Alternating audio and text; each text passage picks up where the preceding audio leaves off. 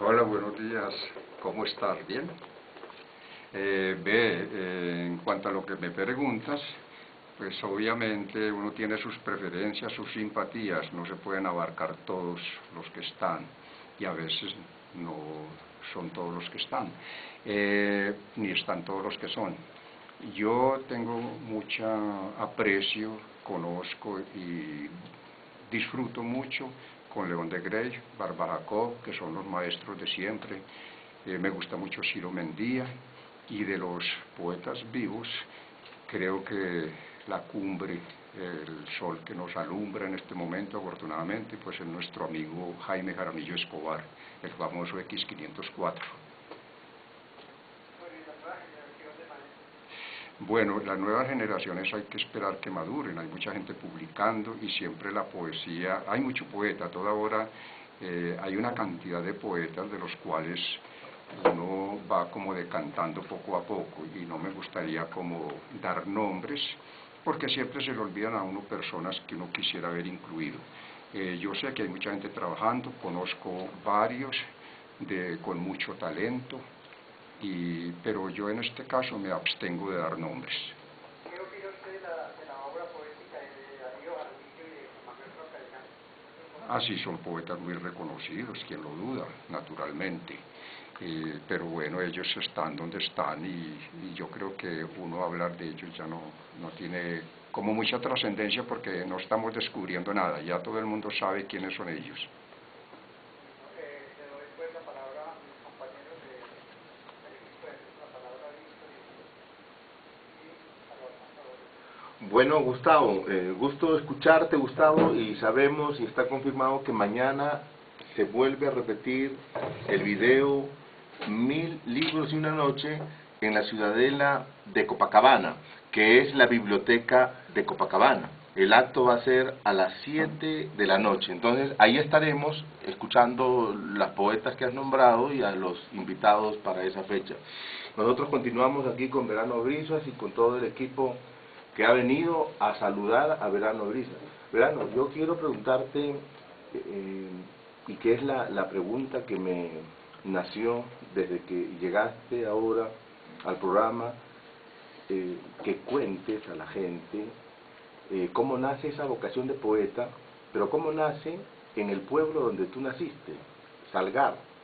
Ese pueblo que hasta hace menos de 4 años uno llegaba con 4 horas de viaje, tragando polvo en los caminos, y ahora uno puede llegar en menos de 2 horas. De ese pueblo, en donde naciste, en donde viviste, me imagino que la infancia, no sé, cuenta eso, por favor. Bueno, eso lo preguntan siempre, es la pregunta del millón. Yo nací exactamente en la finca El Bosque, antesito de llegar al municipio, al casco urbano, a orillas del Barroso, en un cañaduzal, una choza que había ahí. Mis padres, y me siento muy orgulloso de decirlo, fueron campesinos, y yo realmente soy un campesino. Eso me gusta porque la tierra a uno le da una vitalidad, una cosa telúrica extraordinaria, y me siento muy orgulloso de haber nacido en ese sitio. Bueno, de Salgar, de ese lugar, me sacaron muy rápido. Yo salí de Salgar cuando apenas estaban haciendo la carretera, y me llevaron a vivir a una vereda de Yarumal. Mi niñez y mi primera juventud transcurrió en una vereda de Yarumal, ni siquiera en el casco urbano.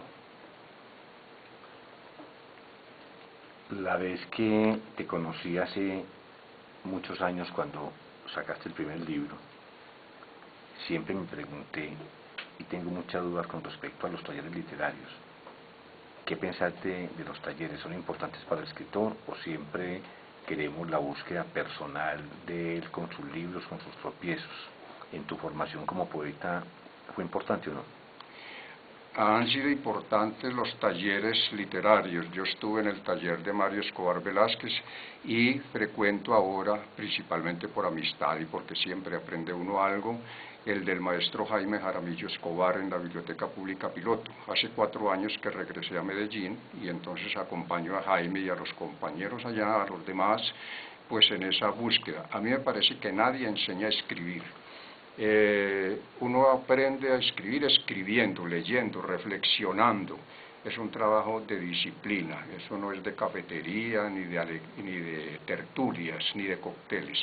Hay que trabajar y creo que se nace con la vocación. Los talleres pueden desarrollar la sensibilidad, ayudar, y también a que despierte el talento dormido que hay en uno. Entonces los talleres cumplen una función desde determinados ángulos, pero no es que el que llegue a un taller se va a volver escritor porque sí, o poeta, no.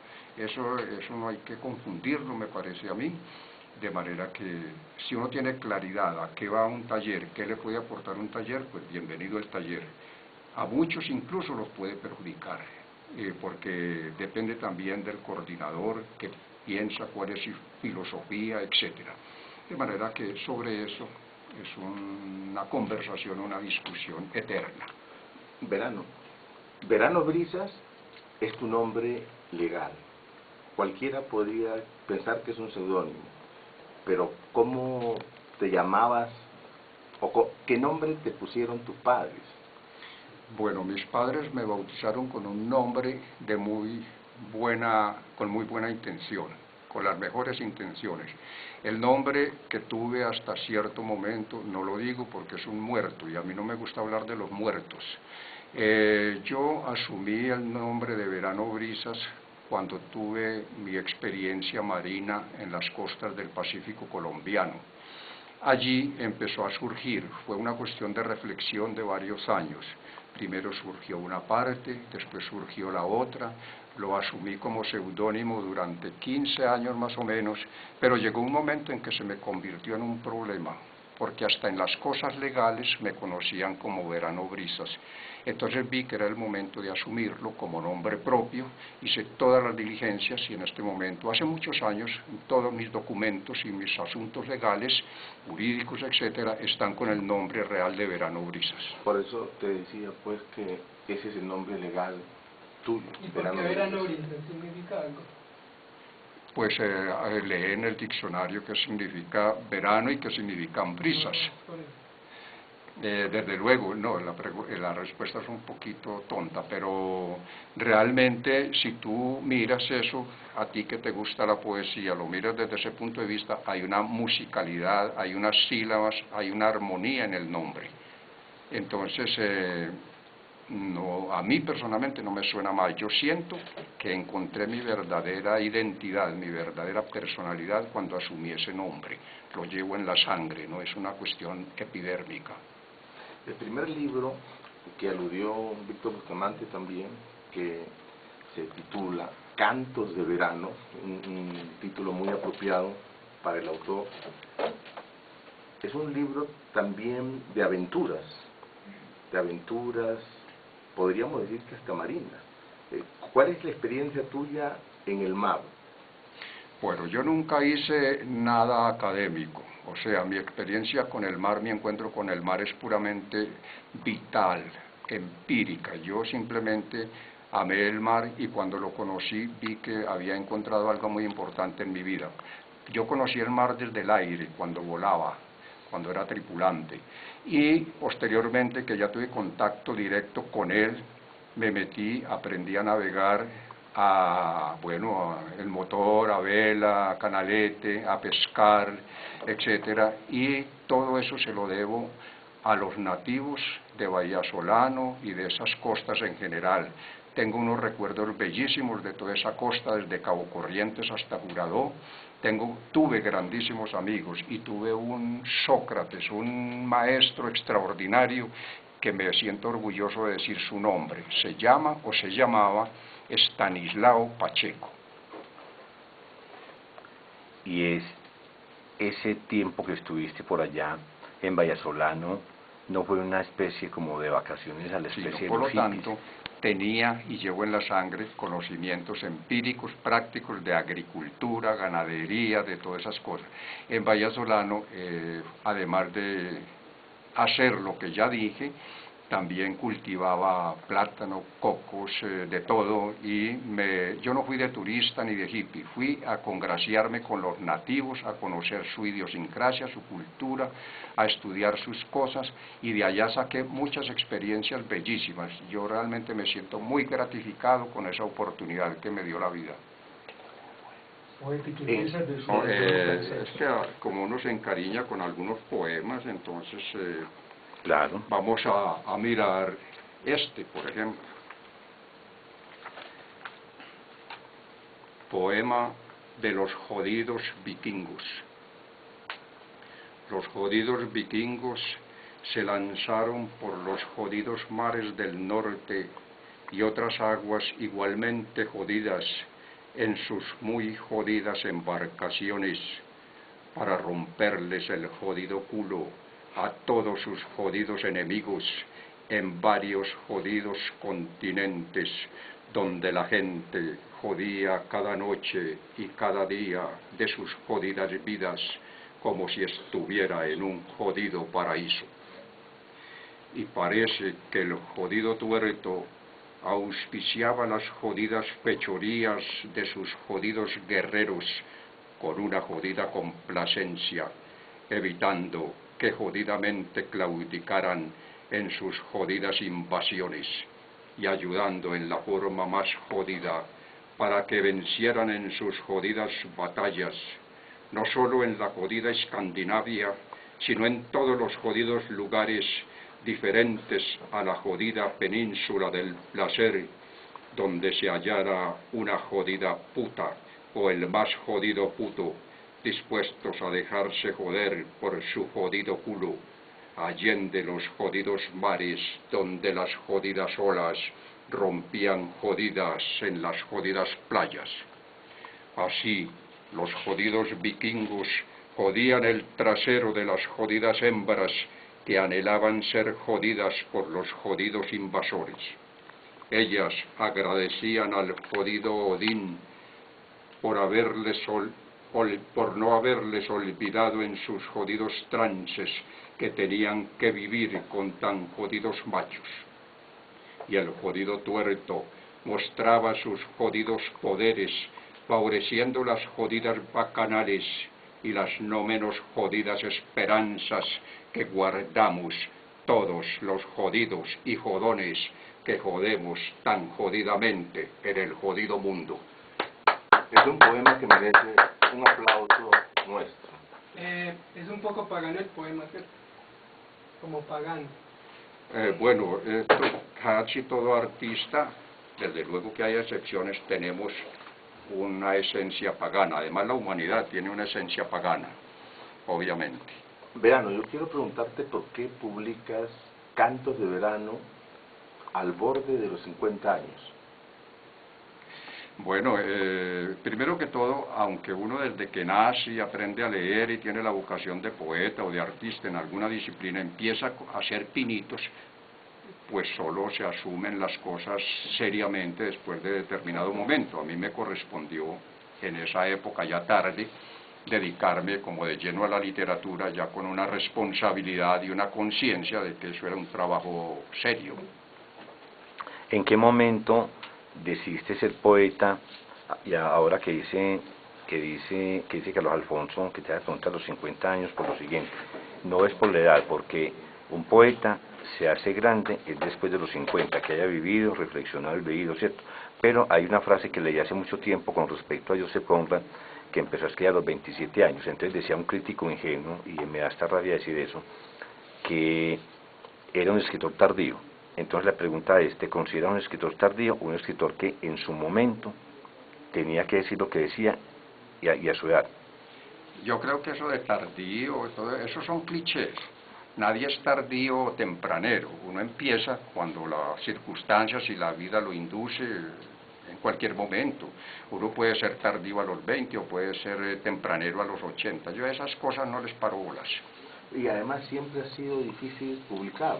O sea, no siempre se publica a los 50 años porque uno quiere darle a su trabajo madurez, sino también porque es difícil publicar, por muchas razones, ¿cierto? Inclusive uno mismo a veces es muy autoexigente. Puede haber sido el caso tuyo. Bueno, yo no sé si sea autoexigente o no. Yo creo tener una autocrítica, pero a veces deliberadamente no la ejerzo porque me parece que el mejor amigo es el tiempo. Eso es un trabajo que le corresponde al tiempo. Yo quiero mis poemas, la mayoría de ellos los quiero, los buenos, los malos, los regulares, los que a la gente le gusta, los que no les gusta. De todas maneras es producto de un trabajo. En cuanto a publicación, las cosas han cambiado afortunadamente, porque ya puede que no sea fácil publicar físicamente, pero hay unos mecanismos, una nueva tecnología que es extraordinaria. Yo personalmente participo de varios blogs, tengo publicaciones virtuales, tengo poemas de viva voz en YouTube, tengo mi blog personal, bueno, y entonces ya eso empieza a ser menos cruel, porque con la poesía no se busca dinero. Y eso ha cambiado también para ti porque ahora eres un personaje de la poesía colombiana, tienes muchos premios, nosotros te admiramos y queremos escuchar tus poemas. ¿Por qué no nos regalas el poema El soberano de los sueños? No lo tengo aquí, tengo uno que es la continuación, El soberano de mis sueños, porque hay otro que inicia esa primera parte que se llama El soberano de los sueños, pero este es El soberano de mis sueños. Y muchas gracias, Carlos Alfonso, pues leámoslo entonces, es un poquito largo, ¿no importa? Mejor. Correcto. Yo, Verano Brisas, poeta por vocación, nacido en Salgar, Antioquia, sin astilleros donde inspeccionar la construcción de mis buques, sin equipos técnicos ni amigos especializados, descendientes de antiguas familias de armadores, sin quien se incline respetuoso en mi presencia, en señal de acatamiento. He decidido ahora, por mi cuenta y riesgo, construir el bello y poderoso soberano de mis sueños. Pero antes navegaré desnudo sobre un haz de juncos, utilizando como remos las manos y los pies en los lagos y ríos de la tierra. Ensayaré pellejos de cerdo y buey cocidos y calafateados, inflándolos como flotadores para atravesar las corrientes. Impulsaré luego mi armadilla con pértiga y canalete hasta que pueda perfeccionar una balsa de papiro o un consistente y rústico catamarán. Mejor todavía, una balsa de bambú liviana y larga. Si trabajo con ahínco, tal vez construya piraguas monoxilas, propia para más grandes y lejanas aventuras. Mi mujer, mis hijos y mis nietos me ayudarán a mover embarcaciones mayores. Decoraré mi bote con figuras de animales y pondré un timón en forma de espadilla sobre el costado derecho y hacia popa, para seguir el rumbo deseado y no el que marque el capricho de las aguas. Sobre la proa ensartaré una cabeza de toro con el fin de cornear a los espíritus malignos que nunca han de faltar en toda travesía. Fenicias, buscaré cedros de primera calidad para hacerme un navío más potente, con cuadernas, baos y cubierta. Le añadiré un sólido bauprés y un espolón, quilla y remos en filas superpuestas. Así podré atacar a quien me ataque, y a quien no lo haga, atacaré con la seguridad de una victoria rotunda. Pondré además del espolón un tajamar, una tercera fila de remos y una lona, como hace poco vi en otras galeras que audazmente se engolfaron en mi océano. Ahora mi carraca tiene balconada saliente sobre popa y paso a paso la convierto en galeón, con tienda para el capitán, caseta para otros miembros importantes, galería de proa, escotillas y serviolas, mayor con brioles y apagavelas, gavias, amantillos y lona de artimón. Es hora de forzar para ceñir el viento con una o varias velas latinas y más palos, que no haya mar o puerto donde no pueda llegar. Quiero también bulárcamas que ayuden a las amuradas, vergas, cofas, alcázar y cañones, muchos metros de eslora y una manga más ancha, con una superficie bélica que incluya trinquetes, bonetas, mesana, cebadera y otros trapos que al cabo de los siglos tendré que adicionar. Diseñaré un velamen más amplio y más hermoso que el ordenado por Carlos I de Inglaterra y de Escocia. No habrá quien me dispute el dominio del océano. Despierto ya del sueño vano y fútil, no quiero ni acordarme de un Kaiser Barbarossa, no deseo el Yamato, ni el Vanguard, ni el Long Beach, y menos, aunque hermoso, el fuerte Richelieu.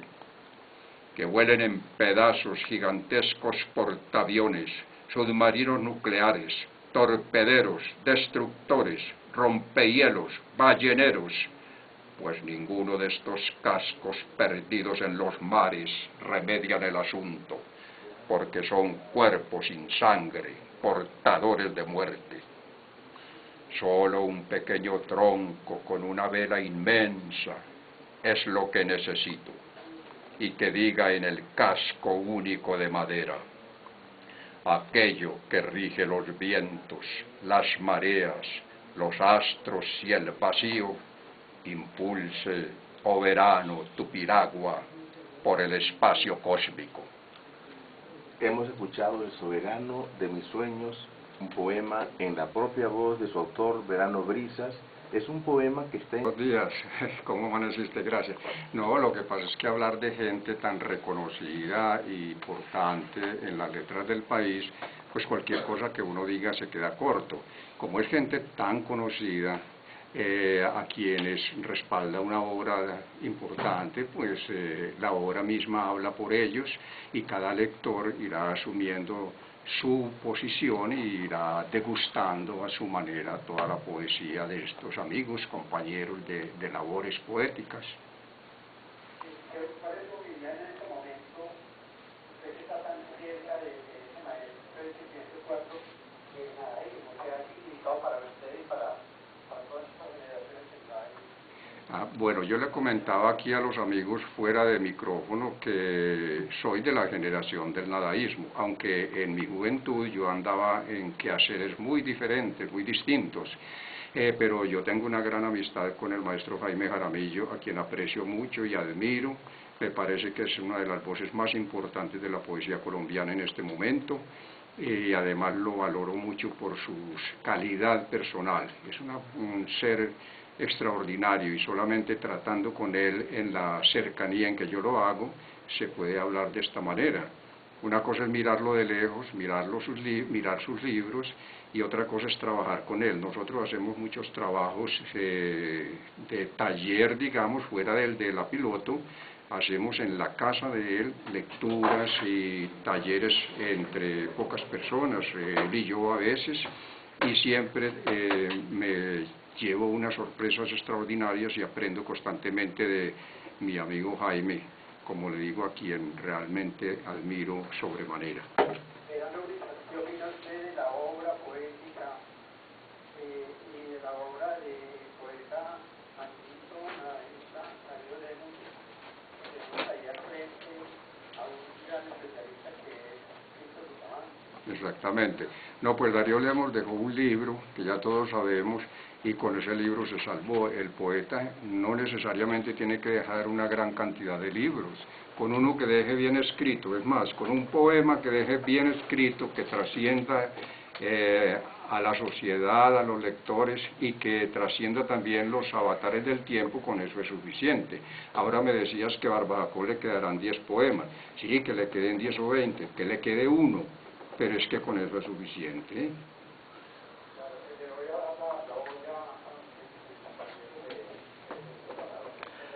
A ti, muchas gracias. Bueno, para empezar ya aquí el programa en el estudio, en el libro Simonía de Amor, ahí en la contratapa toda una escritura que es una especie de, podríamos decir, epílogo, mejor de prólogo, sobre la obra poética de Verano Brises, que no escribe, es toda una postura, y yo le pido el favor de que me hable de que me lo lea, porque es un poema, La hora de la verdad, donde se habla de epicureísmo, de todo ese amor por toda la clase de dioses, pero sobre todo por una vida digna como escritor. Entonces le pedimos a aquel maestro que nos lea el poema o prólogo, que podría ser, o epílogo, no sé, porque está al final del texto, pero que nos hable un poquito también más de él cuando lo acabe de leer. Muchas gracias. No, pues amigos por ahí curiosos dicen que es un autorretrato psicológico. Bueno, vamos a leer. Practicante del epicureísmo, busco el placer sin la contraprestación del dolor, siendo consciente de la utopía que ello representa. Aunque no virtuoso, sé que aquel va más allá de los goces materiales. Procuro un estoicismo panteísta, haciendo residir mi bien en la razón y teniendo presente que todo es pasajero. Por eso suspendo cualquier juicio afirmativo o negativo, mientras carezca de pruebas concluyentes, sobre todo en cuestiones metafísicas.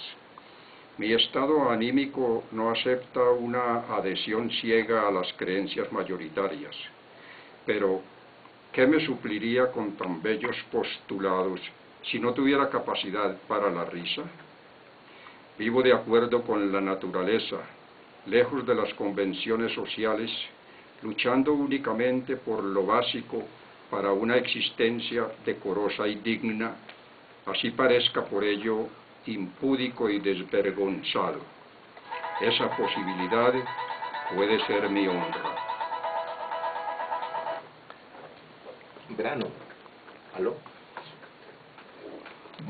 Verano, la semana pasada estábamos conversando de personajes de la cultura colombiana y también latinoamericana, y comentabas que tiene un libro que reúne estos personajes. Entre ellos nos llamó la atención el músico popular que vivió mucho tiempo aquí en Medellín, Crescencio Salcedo, y comentabas que era un autor que era de gran predilección personal, y este personaje te inspiró un poema. Quisiera que compartas ese poema también con los oyentes y conozcamos esta faceta tuya inspirada en personajes de la cultura popular y nacional. Muchas gracias, sí. Crescencio fue para mí un personaje muy querido, lo conocí en la avenida Junín, en su época ya decadente, cuando estaba viejo y enfermo. El poema que le hice fue con mucho cariño. Puede que no sea un poema de gran altura, pero lo hice con toda el alma. Él tenía un avisito a un lado que yo utilizo en este momento como epígrafe. La leyenda decía: aquí no se pide limosna, se vende flauta a 100. Crescencio Salcedo. En él todo fue un arte, con el sonido alegre de singular flautista, polémico y francote, solitario y sin patria, cuando un pirata gaucho le trasladó taimado su tren de Santa Marta para Cabo de Hornos. Amó lo que vio bello con esa reverencia de artista iluminado, pero la esquiva suerte no estuvo en su velero, perdiendo en 1000 naufragios los cantos espontáneos que recogió ya en tierra su pueblo bailador. Murió dolido y pobre, terrible consecuencia para quien nunca tuvo dobleces en la vida. Como una montonera de hambrientos tiburones llegaron las desgracias. Así, con todo y eso, vivió entre los placeres, porque el coplero anduvo muy bien del corazón. ¿Este poema está en qué libro? Está en el libro El Panteón Incompleto. Que es un libro inédito. ¿Cómo dices? Que es inédito. El libro es inédito. El libro tuvo una mención honorífica en un concurso aquí cuando el Consejo de Medellín convocaba a ese concurso llamado Autores de Hoy. Pero el libro está inédito, aunque hay algunos poemas sueltos de él han salido en revistas y en periódicos, en fin. Y que decías ahora que de personajes nacionales. Hay personajes nacionales, pero también es un recorrido muy somero por personajes del arte y de la ciencia que yo admiro mucho a nivel mundial. Y se llama El Panteón Incompleto porque es que eso nunca se va a acabar. Yo podría escribir y escribir y escribir hasta que me muera sobre personajes que admiro. Y este año el Panteón ha aumentado con la muerte de Joe Arroyo, de Chuperena y otros. No, porque yo necesito decir, como ciertas circunstancias para que el poema salga. No quiero poemas tan redactados, tan circunstanciales.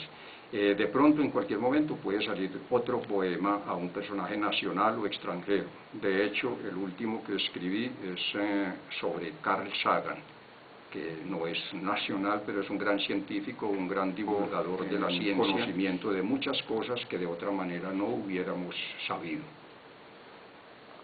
Bueno, volviendo a la lectura anterior al poema sobre Crescencio, hay toda una postura de un sibarita cuando dice que busco el placer sin hacer daño a nadie. Explicará un poquito eso, que está muy interesante. A ver, exactamente qué es lo que dices. Cuando afirmas en el texto aquí de este, ya. que decís que buscas el placer sin hacer daño a nadie, extendiendo más ese concepto que me interesa. Bueno, Liz, yo siempre he tratado de regir mi vida por 4 principios filosóficos combinados, porque considero que ahí está el sumum de la filosofía universal de todos los tiempos y de todas las culturas. Lo expreso con filosofías occidentales porque eso es lo que pertenece a nosotros y es más comprensible.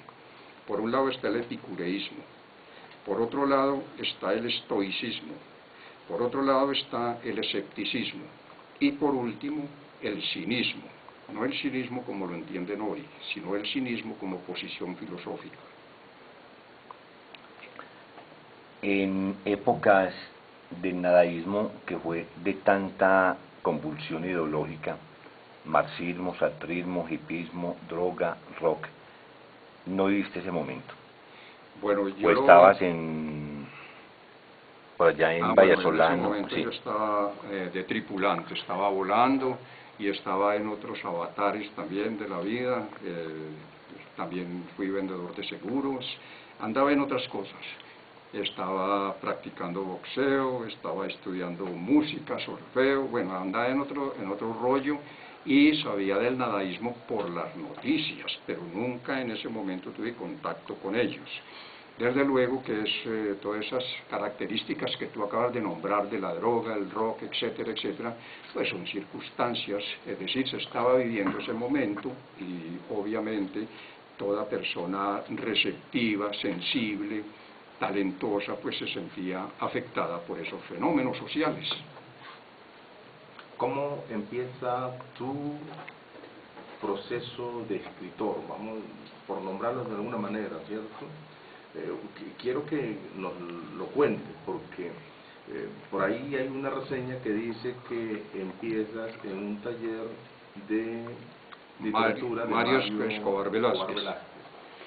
Bueno, cuando uno tiene una vocación generalmente nace con ella. A veces se despiertan vocaciones después de un tiempo. Yo nací con la vocación por el arte, sentía esa necesidad, como esa cercanía, aunque no supiera de arte absolutamente nada en ese momento, cuando era niño. empecé a escribir, aprendí a leer muy rápido, me lo enseñó mi madre, empecé a escribir cositas, cancioncitas y bobaditas, y toda la vida me la pasé haciendo eso, posiblemente todavía lo haga, pero asumí la literatura como con responsabilidad, con conciencia de lo que es verdaderamente escribir, hace unos 30 años más o menos, cuando estuve en el taller de Mario Escobar Velázquez. Pero obviamente toda la vida estuve escribiendo y leyendo, siempre está uno cerca a la literatura cuando le gusta. El concurso o el Premio Nacional de Cultura, en su fase de poesía, que lo tienes con el poemario León Hambriento, Hambriento el Mar. Exacto. Ese es el título. Y la presentación la hace Jaime Jaramillo Escobar. Se dice que Jaime Jaramillo Escobar también fue parte del jurado. ¿Cómo podrías tú interpretar esta situación que puede y es incómoda, pero que tú puedes resolver? No, resuelta está, no creo que haya ninguna incomodidad, por lo menos. Él fue jurado con el doctor Darío Jaramillo Agudelo y con Giovanni Quesep, fueron los 3 jurados de esa época. Por unanimidad decidieron dar el premio, y ese concepto que aparece en la contraportada del libro fue un asunto de nuestro amigo Jaime. Yo nunca le insinué siquiera, ni tuve contacto con él para que me hiciera prólogos, ni epílogos, ni nada. Eso lo dijo él, posiblemente se lo preguntaron en la universidad, me imagino. Cuando apareció el libro, yo encontré la sorpresa de que ahí estaba ese concepto. Bueno, pero eso teje también otras interpretaciones, como que hubo también alguna colaboración de parte del amigo. Bueno, a mí me parece que todas esas insinuaciones y todas esas posibilidades muchas veces son insidiosas. Los concursos están sometidos a muchos azares, entonces yo no puedo decir absolutamente nada de eso. Cada quien pensará lo que le parezca, pero yo no voy a entrar ni en discusión ni en especulaciones, mucho menos. La cosa está dada y que cada quien piense lo que él quiera. Verano, otro poema que compartas con nuestros oyentes de este libro que hemos mencionado y que obtuvo el Premio Nacional de Poesía, Universidad de Antioquia. Bueno, muchas gracias. Aquí hay uno que en este libro tiene 2 páginas y media. ¿Se alcanza a leer? Bueno, entonces con mucho cariño se lo voy a dedicar en esta ocasión a Carlos Alfonso aquí con nosotros, porque... Por insidioso. Y por insidioso. Muchas gracias. Entonces le respondo con el poema. En sueños yo le dije al Inca: recuerda que partí para remotas tierras, no por mi voluntad, sino por tu soberbia. Hoy, de regreso, arriesgando mi vida y la posibilidad de conseguir tus favores, traigo aciagas noticias para ti y todos los habitantes de tu vasto imperio. Como sabes, me convertí en navegante en una de las naves más veloces que alcanzó a concebir la inteligencia al otro lado de estas aguas. Por eso me adelanté desde hace muchas millas entre tormentas y algunas noches de luna. Las corrientes del anchuroso mar me ayudaron en momentos de peligro, pues siempre tuve a mis espaldas flotas que ambicionaban mis tesoros y el deseo de que no pudiera comunicarte lo que ya es una desgracia, oh poderoso rey de los amenazados. El enemigo ha vuelto, lo he divisado con mis propios ojos, bordeando la costa sobre sus inusuales casas flotantes, como bien lo dice la antigua profecía. Su piel descolorida, casi blanca, sus barbas espesas y enmarañadas imitan con holgura al dios sol de nuestros campos, cuando la neblina trepa por las cordilleras en las mañanas de invierno. Todo presagia, divino soberano, que nuestro fin se acerca. Sálvanos. Esos barbudos sin alma quemarán nuestros maizales, secuestrarán a los chasquis y violarán nuestras mujeres. Sus mortíferas cerbatanas vienen vomitando fuego rápido y ruidoso como el rayo y el trueno. Harán que nuestros hombres huyan o caigan doblegados por el extraño mal. ¿Qué será de nuestros ríos y ciudades? ¿En qué terminará nuestra pasada grandeza? ¿Quién adorará nuestro sol en el corazón de los Andes? El presente es abrupto y el porvenir turbulento. El imperio es codiciado por el depredador extranjero y los dioses no desean su prolongación en los siglos sanguinarios que se avecinan por haber sido cobardes y desobedientes al contrariar las leyes de nuestros antecesores. Oh soberano, ¿en dónde quedan tus sagrados poderes? ¿Cuál ha sido el destino de tu cetro? ¿Y cuál será el porvenir de nuestros hijos? Nada saciará la sed de los barbudos, más crueles que el demonio de la oscuridad.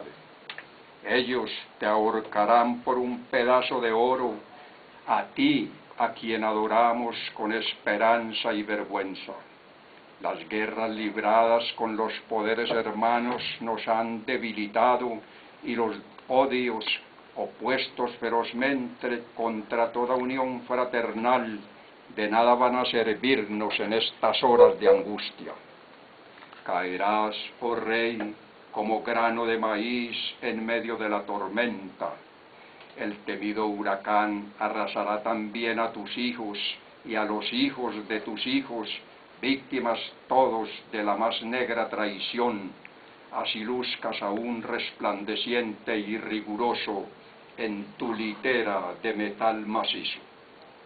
El enemigo vencerá tus ejércitos con su aparatosa, aunque minúscula realeza, sin que reconquistes lo que se habrá perdido. Los rayos del dios Sol escaparán de tus manos como plumón de guacamaya tierna, y entrarás entonces en la pesada noche, hasta que algún poeta o historiador sonámbulo decida, por piedad, sacarte del olvido. Excelente poema de Verano Brisas, leído en defensa de la palabra. Toñito tiene una pregunta. Verano, una pregunta muy breve en aras al tiempo.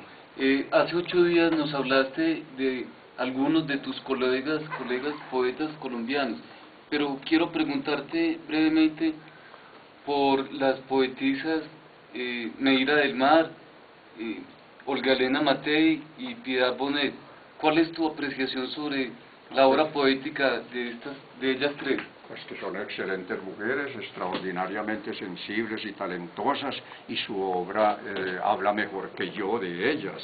Yo creo que es que hablar de las poetas así en persona no tiene sentido, porque no es sino mirar sus libros, y ahí uno sabe mejor que lo que le diga cualquier persona quiénes son. Y además en el panorama nacional ya están posicionadas, lo sabemos muy bien, de manera que son excelentes poetas y magníficas personas. Bueno, esta semana se expuso el documental 1000 libros y una noche, que está inspirado en